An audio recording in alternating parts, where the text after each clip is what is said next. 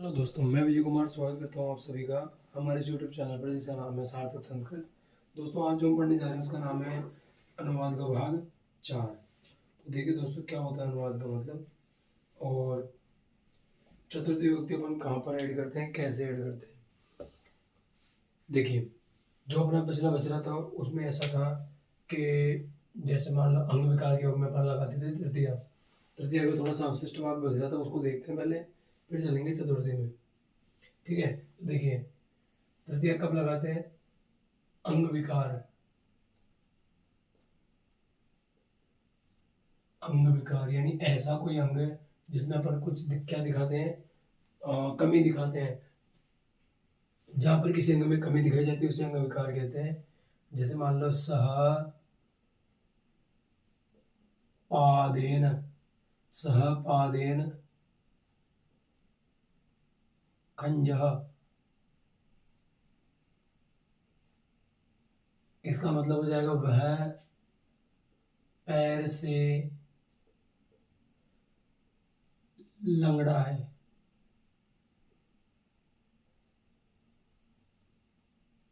इसके बाद में मैंने कहा जैसे सह शीर्षा खलवाटः, सह शीर्षा खलवाट। इसमें हो जाएगा कि जैसे मान लो वह सिर से क्या है, गंजा है। तो देखो हिंदी अर्थ हो जाएगा वह सिर से क्या है, गंजा है। ठीक है, इसके बाद में जैसे मान लो मैंने कहा सह वह आंख से काना है, तो हो जाएगा सह नेत्रेण काण। इसका मतलब हो जाएगा वह आंख से क्या है, काना है, आंख से।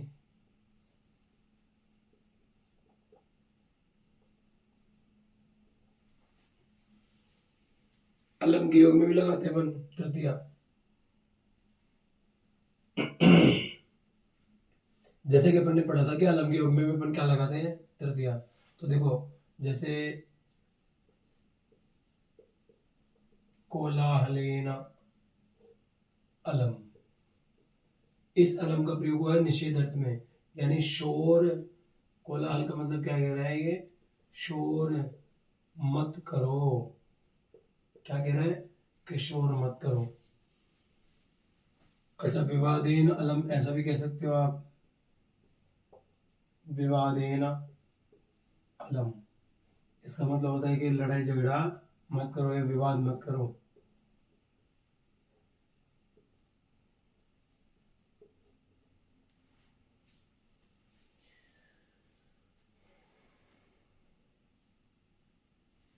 जैसे अलम हसितेन,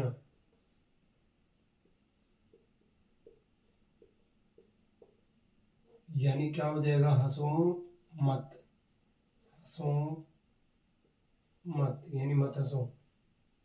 ठीक है, समझ में आया। अब देखिए, अब बात करते हैं चतुर्थी विभक्ति की। देखिए सबसे पहले क्या हो जाएगा कि जहां पर दान देने का काम आए। देखो कौन सी हेडिंग है अपनी आज, आज अपन पढ़ने जा रहे जो है चतुर्थी और विभक्ति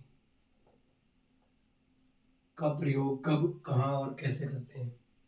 ठीक है, तो देखिए सबसे पहला हो जाएगा दान अर्थ में, जहां पर किसी को दान देकर क्या किया जाए, संतुष्ट किया जाए।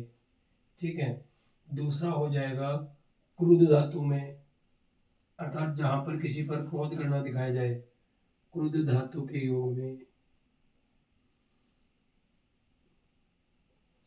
इसके बाद में अगर अपन कहें तो एक आता है अलम करके शब्द आता है, अलम जानते हो अलम, तृतीया में भी पढ़ा था अपन ने। अलम का मतलब वहां तथा निषेधार्थ, यहाँ पर हो जाएगा पर्याप्त, पर्याप्त अर्थ में।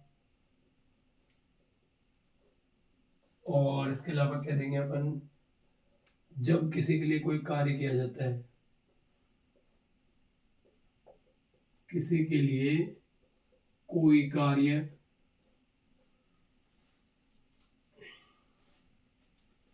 कोई कार्य किया जाता है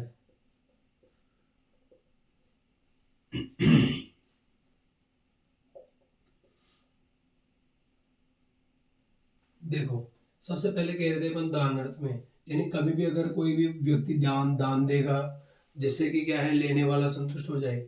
अगर ऐसा कोई दान दे रहा है तो उसके लिए क्या हो जाएगी, चतुर्थी व्यक्ति आ जाएगी। जैसे मान लो मैंने कहा राजा ब्राह्मण के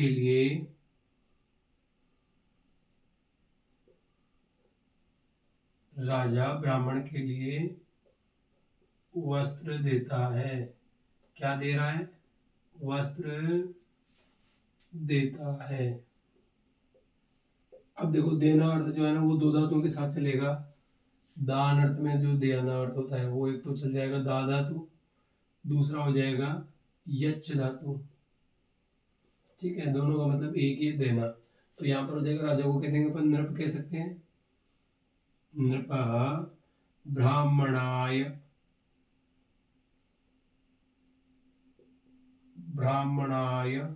किम ददाति? वस्त्रम वस्त्रे वस्त्राणि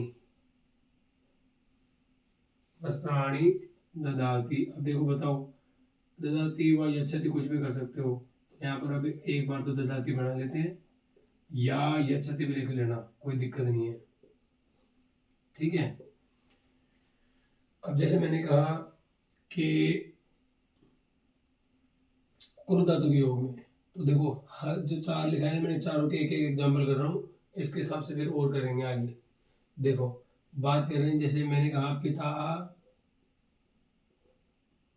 पुत्र पर क्रोध करता है। किस पर कर रहा है? पुत्र पर क्रोध करता है। ध्यान रखना, जहां पर भी क्रोध करना दिखाया जाता है, जिस पर क्रोध कर रहा है उसमें क्या हो जाएगी? चतुर्थी हो जाएगी। जिस पर क्रोध कर रहा है उस पर क्या हो जाएगी? चतुर्थी हो जाएगी। देखिए, तो पिता को कह देंगे अपन पिता, क्योंकि पितृ शब्द की प्रथमा विभक्ति एकवचन में पिता ही बनता है। पुत्र शब्द भी पुत्री बनेगा, तो पुत्र की चतुर्थी लगाओगे तो हो जाएगा पुत्राय। अब क्रोध करता है, तो देखो इसके दो तरह से बना सकते हो आप, एक तो क्रोधम करोति, लेकिन जो भी अपन पढ़ रहे हैं वो है चतुर्थी विभक्ति, तो अपने लिए ये विशेष नहीं है। अपने लिए जो विशेष बात है वो है ये, इसमें हो जाएगा पिता पुत्राय क्रुध्यति। पिता पुत्राय क्रुध्यति, पिता पुत्र पर क्या कर रहा है? क्रोध कर रहा है। अब इसके बाद में कह रहे हैं अपन अलम शब्द है। अलम शब्द का मतलब होता है पर्याप्त अर्थ में। देखिए, जैसे मैंने कहा राम रावण के लिए पर्याप्त है। अब देखो पर्याप्त आ गया, तो इसमें हो जाएगा रामः रावणाय अलम। अलम का मतलब हो गया पर्याप्त है। ठीक है, सबको क्लियरली आ रहा है, क्लियरली दिख रहा है? अगर कहीं पे डाउट हो तो कमेंट कर सकते हैं आप, कोई दिक्कत नहीं है। अच्छा, इसके बाद में है, जैसे मान लो किसी के लिए कोई कार्य किया जाए, तो देखो किसी के लिए कार्य कैसे करते हैं, यहाँ लिख दे रहा हूँ मैं चौथा सेंटेंस, 4th नंबर। मैं मित्र के लिए क्या लाता हूँ? फल लाता हूँ।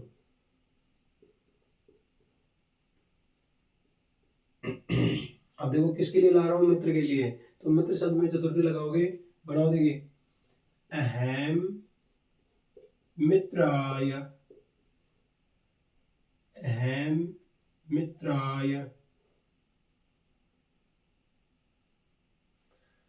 अब देखो, इसमें एक वचन भी लगा सकते हो और बहुवचन भी लगा सकते हो। फलानी लाता हूं, देखो नए धातु चलती है ले जाने अर्थ में, कौन सी चलती है? नय। अब इसके आगे अगर आ उपसर्ग लगा दोगे तो ये लाने अर्थ में हो जाएगी। तो आनयति, आनयत है, आनयंती, आनयसी, आनयत है, आनयत, आनयामी। क्या हो गया? आनयामी। ठीक है, इसका मतलब हो जाएगा मैं मित्र के लिए क्या लाता हूँ, फल लाता हूँ। और भी एग्जांपल्स आप देख सकते हैं, इसमें कोई दिक्कत नहीं है। देखो कौन कौन सी धातु में लगाया अपन ने, एक तो क्रुद्ध धातु के योग में, एक अलम शब्द के योग में, एक दान अर्थ में, और एक किसी के लिए कोई कार्य करते हैं तब। चार चीजों में अपन ने क्या लगाई है, चतुर्थी लगाई है। ठीक है, ईर्ष्या भी आता है, क्या आता है, 5वां नंबर लिखेंगे अपन आगे। यहाँ तक देखो, जब तक 5वां चलाते हैं, मैं 5वां लिखता हूँ आगे।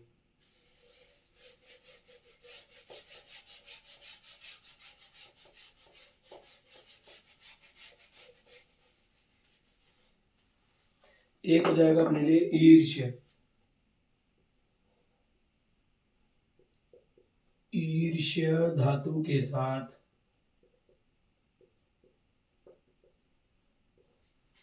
चतुर्थी लगाएंगे तो देखो, जैसे मैंने कहा दुर्जनः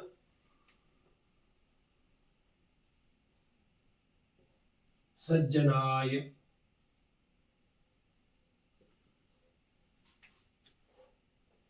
ईर्ष्यति, यानी दुर्जन जो होता है वो किसके लिए है, सज्जन के लिए क्या रखता है, ईर्ष्या रखता है, ऐसा हो जाएगा इसका मतलब। देखो दुर्जन यानी दुर्जनी हो जाएगा, या बुरे लोग भी कह सकते हो, सज्जनों के, सज्जन के लिए।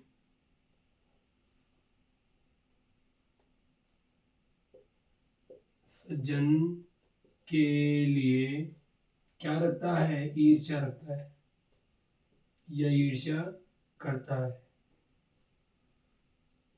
ईर्ष्या करना यानी जलना, जो कहते हैं जलन हो रही है, ऐसा ईर्ष्या करता है। ये हो जाएगा इसका हिंदी मीन, जो ऊपर लाइन लिखी है ना इसका, सॉरी, ईर्ष्या, हाँ ऐसा ही होगा, ईर्ष्यति।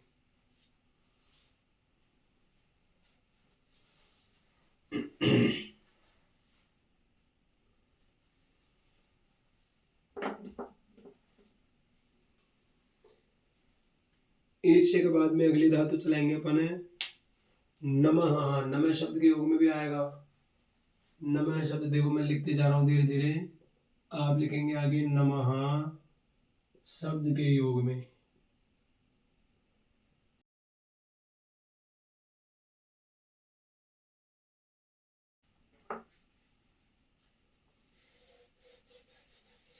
जहां पर लगे ना, जैसे मान लो कि नमः जुड़ा हुआ है पीछे, तो वहां पर लगाते जाना।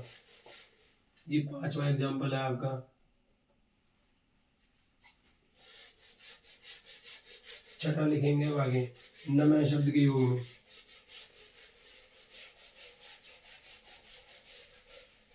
नमः, स्वस्ति, स्वाहा, स्वधा, इन सब के योग में कौन सी होती है, चतुर्थी होती है। देखो नमः लिख दिया, आगे भी लिख लेते हैं पहले एक बार, ताकि एक काम फ्री हो जाए। नमः के बाद में हो जाएगा स्वस्ति, ठीक है ना, फिर करेंगे स्वाहा, फिर हो जाएगा स्वधा,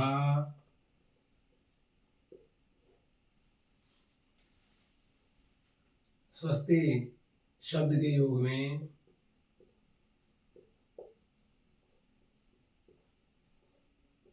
मैं वो चीजें लिखवा रहा हूँ जिनके योग में अपन चतुर्थी लगाते हैं। स्वाहा शब्द के योग में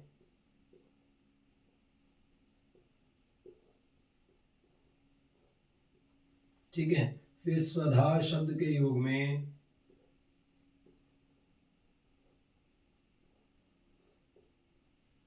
ठीक है। अब देखो बात करें, 5 तो हो गए अपने, छठा एग्जाम्पल लिख रहा हूं मैं यहाँ पर।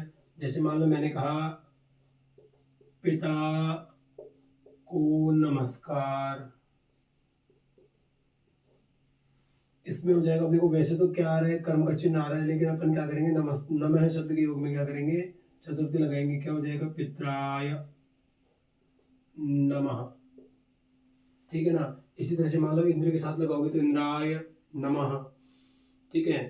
और गुरु के साथ लगा, हाँ गुरु के साथ लगाओगे तो गुरुवे नमः। गणेश के साथ लगाओगे गणेशाय नमः, ऐसे हो जाएगा। अब बात करें स्वस्ति की, तो इसमें कह देंगे अपन सभी का कल्याण हो। स्वस्ति का मतलब क्या होता है? कल्याण। तो सभी का कल्याण हो, ऐसा अगर अपन कहना चाहें तो क्या हो जाएगा? सर्वेभ्य, सर्व शब्द क्या है? तीनों लिंगों में चलता है, तो सर्वेभ्य और हो जाएगा स्वस्ति, यानी सभी का क्या हो? कल्याण हो।